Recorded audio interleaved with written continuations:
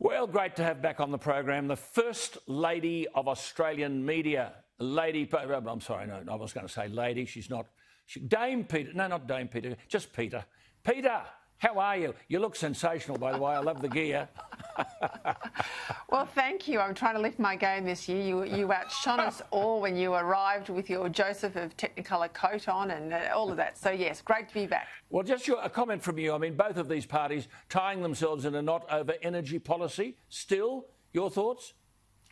Yeah, what was really interesting, when Tony Abbott was elected 2013, there was a commitment by the coalition to establish a Copenhagen centre like there is the one run by Bjorn Lomborg overseas, so that we can have an informed, detailed, smart debate about where we would go with climate change policy in this country.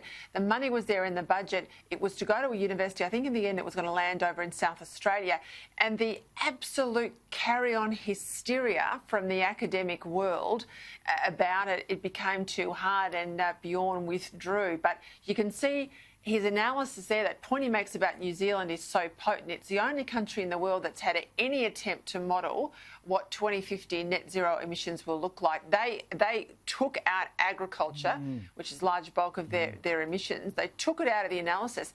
We're still talking a 16% hit to GDP. Now, in Australia, we haven't done any of that work. No, nothing. This is where the left is so good at the line. It's a powerful, simple little line. It's like being for or against motherhood. No one wants to argue against motherhood. So politicians feel compelled to promise something 30 years away, 9 elections plus away. But no one can tell you, the voter who pays for it at the end, what it's going to cost. Good on you. Absolutely. Look, you're a Victorian, a great and loyal servant.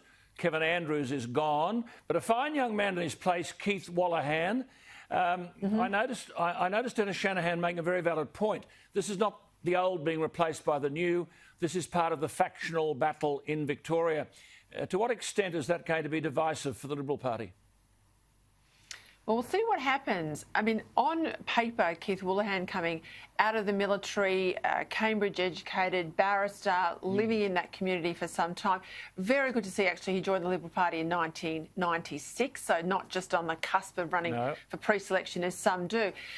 On paper, he's quite conservative. I guess where some Conservatives in Victoria are nervous and where some were wanting to keep supporting Kevin, obviously, was that he was backed by the moderate factions down in Victoria. And Victoria, it's not about left and right policy per se inside the centre-right, inside the Liberal Party. It's more about the enmities and personality brawls that go back nearly 30 years. And so WOLAHAN has been caught up in a factional fight. Yeah, it could have been done better. Could have been done better. Will he be factional himself? I hope and just not. Because he was backed by the moderates, is he a moderate? That's still to be worked through. But Kevin Andrews, I know you're watching, and you've been a wonderful servant, a loyal servant, and not certainly a backstabber, Kevin Andrews, and your record will stand on its own. Just before we go, the leadership thing, Albanese. I've said if Albanese stays, so too might Morrison, because he's only got one seat. But if Albanese goes, Morrison is in some sort of trouble. What do you make of this?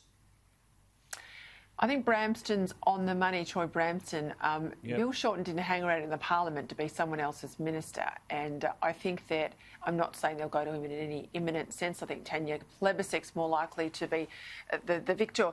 But if they are to lose at the next election, and if they are to lose with Albanese at the helm, which I do believe they will if he stays there, they won't go to another leader from the left post-election. Tanya knows her time is now, if it's ever going to be, so she's not going to die wondering. I think she'll have a go more than most. People like Chalmers on the right, even Richard Marles, they've got time to wait on the other side of a result. Bill Shorten, though, does not. Bill Shorten, like Tanya Plibersek, has only got a finite period of time to move before others, younger others, move themselves. So I think it'll be very interesting the next 6 months. Very interesting indeed.